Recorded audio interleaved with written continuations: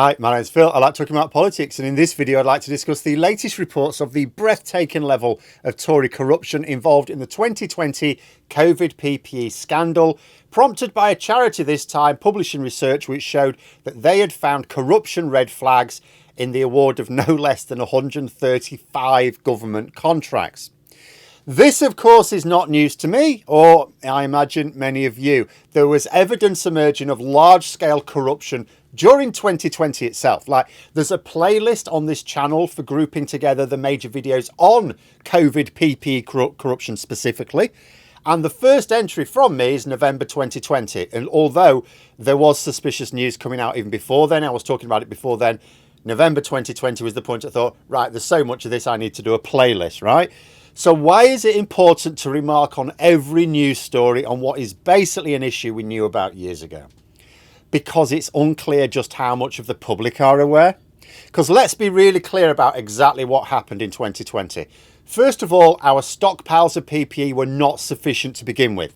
The government had been told the year before, in 2019, Boris Johnson took the typical Tory view of why are we spending money on contingencies, we might never need it. So he deliberately left us without enough equipment should an emergency happen.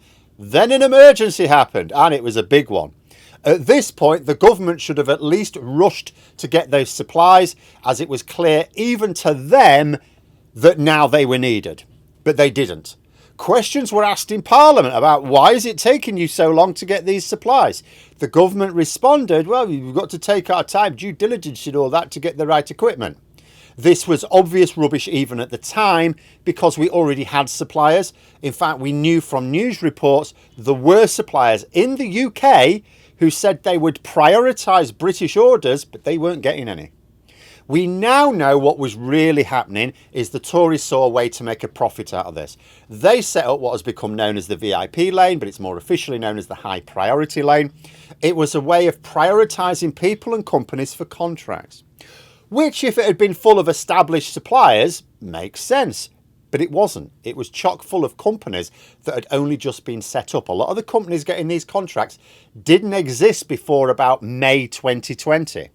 They had a few £1,000s in assets and they were getting contracts worth hundreds of thousands, sometimes millions, and whose controlling interest just so happens to be largely Tory MPs, councillors and donors. This is a message that not enough of the public have really received yet. The Tories deliberately sacrificed lives, not just risked lives. They knew lives would be lost. They knew people would develop long-term illnesses in order to make a profit. It was a stunning wheeze for them. Not only did some Tories profit directly, but by giving very generous terms to donors, justified by the emergency nature of COVID, they incentivised those donors to give the party even more money. It was a way of using public money to effectively get kickbacks in the form of political donations. Something that's not new to politics, of course, but this was on an epic scale and it came at the very obvious cost of lives. And because some of those affected with the, at very least, long-term illnesses were frontline health and social care staff, we were left with an even bigger staffing problem after COVID.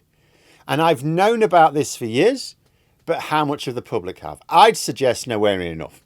Because when you see a report like this about the latest findings from, in this case, Transparency International UK, it's presented in the news as if, oh, we've got brand new facts. Oh, we never knew this. They're not new facts. It's just another group has carried out research which finds the same things that others have already found. But it is important work still, because every time a group like this can publish it, it's reported in the news, so there's a decent chance that some more people will see it. The main event anticipated, of course, will be the procurement module of the COVID inquiry. That doesn't begin until next year, and goodness knows how long until it reports. But hopefully that will raise major awareness of the issue to more of the public when it happens, because that's what this is now. It's not so much a fact-finding. All of these things are like they're taking the role of a fact-finding mission. It's not. It's an awareness-raising exercise for something that is already established fact. Our courts have already established that the VIP lane was unlawful. We know from evidence that was presented during the trial that people got access just by knowing someone in the Cabinet Office. We also know that much of the equipment procured was done well above the market rate, even for those emergency times, and a lot of it was not what was ordered. So far, the government are only chasing down Michelle Mone and her husband over the fraud.